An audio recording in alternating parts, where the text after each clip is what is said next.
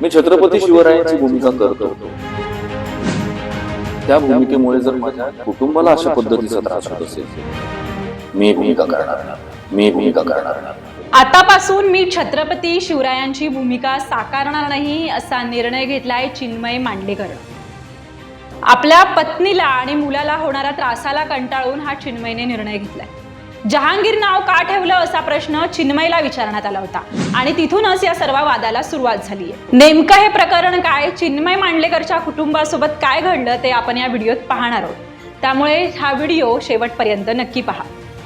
काही दिवसांपूर्वी चिन्मयने एका मुलाखतीमध्ये मुलाचं नाव जहांगीर का ठेवलं यावर भाष्य केलं होतं. त्यानंतर मात्र सोशल मीडियावर चिन्मयच्या विरोधात ट्रोलिंगची लाट उसळली. महाराजांची भूमिका साकारता आणि मुलाला मुघलांचं नाव देता अशा प्रकारची टीका चिन्मयवर होऊ लागली. यावर सुरुवातीला चिन्मयने काही न बोलणं पसंत केलं, पण त्याची बायको नेहा जोशी मांडलेकर हिने एक पोस्ट केली आणि त्यावर मात्र पुन्हा एकदा ट्रोलर्सनी निशाणा साधला. मुलाचं नाव जहांगीर का ठेवलं याचं स्पष्टीकरण नेहाने या व्हिडिओमध्ये दिलंय, पण तरीही यामध्ये तिने सांगितलेला अनुभव हा विचारात पाडणार आहे. चिन्मय आणि नेहा मांडलेकर यांच्या मुलाचं नाव आहे जहांगीर चिन्मय मांडलेकर. जहांगीरचा जन्म 21 मार्च 2013 रोजी झालाय. जहांगीर आता 11 वर्षाचा आहे. तो आपल्या लेकाचं नाव जहांगीर का ठेवलं असा प्रश्न अनेकांनी या दोघांना केलाय.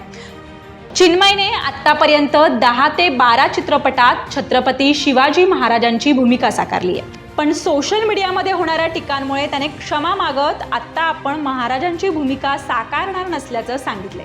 तसंच या सगळ्या घटनेवर भाष्य केलंय. त्या भूमिकेमुळे जर माझ्या कुटुंबाला अशा पद्धतीचा त्रास होत असेल, तर मी अत्यंत नम्रतापूर्वक हे सांगू इच्छितो की इथून पुढे मी भूमिका करणार. हा व्हिडिओ पोस्ट केल्यानंतर सुद्धा या कमेंट्स मध्ये काही कमी झाले का? तर अजिबात नाही.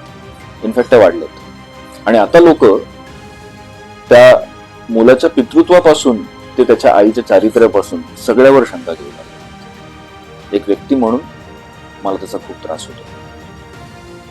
मी अभिनेता आहे, पण म्हणून माझ्या मुलाला किंवा माझ्या पत्नीला कुठल्याही पद्धतीचा मानसिक त्रास जर होत असेल सोशल मीडियावरून, तर त्याच्यासाठी मी बांधतो.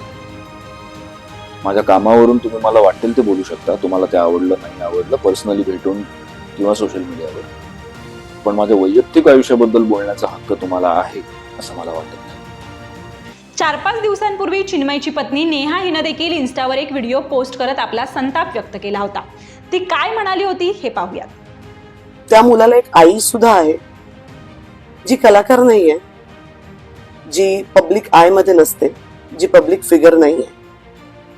तिला आणि तिच्या मुलांना त्यांची प्रायव्हसी जपण्याचा पूर्ण हक्क आहे.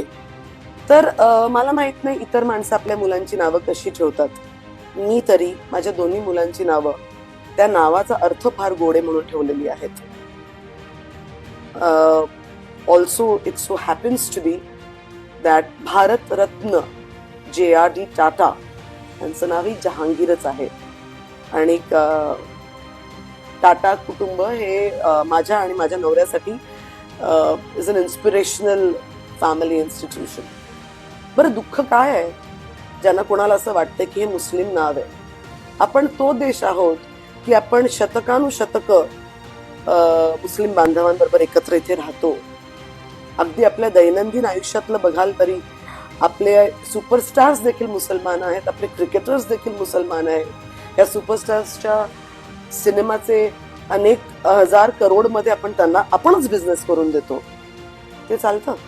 या सगळ्या प्रकरणावर आता मराठी सिनेसृष्टीतून संताप व्यक्त केला जातोय. अनेकांनी चिन्मयला समजवण्याचा प्रयत्न देखील केलाय, पण चिन्मय आपल्या भूमिकेवर ठाम आहे. आपल्या पाल्याचं नाव काय ठेवावं हा सर्वस्वी त्या पालकांचा अधिकार आणि निर्णय असतो. मात्र एखाद्याचं नाव जाती धर्माशी जोडून त्याला ट्रोल करणं कितपत योग्य आहे? अभिनेत्री करीना कपूर हिने आपल्या लेकाचं नाव तैमूर ठेवलं तेव्हा देखील तिला ट्रोल करण्यात आलं, आणि आता चिन्मयला. या सगळ्याबाबत तुम्हाला काय वाटतं हे आम्हाला कमेंट करून नक्की कळवा. आणि हा व्हिडिओ आवडला असेल तर लाईक आणि शेअर जरूर करा. ABP माझा, उघडा डोळे बघा नीट.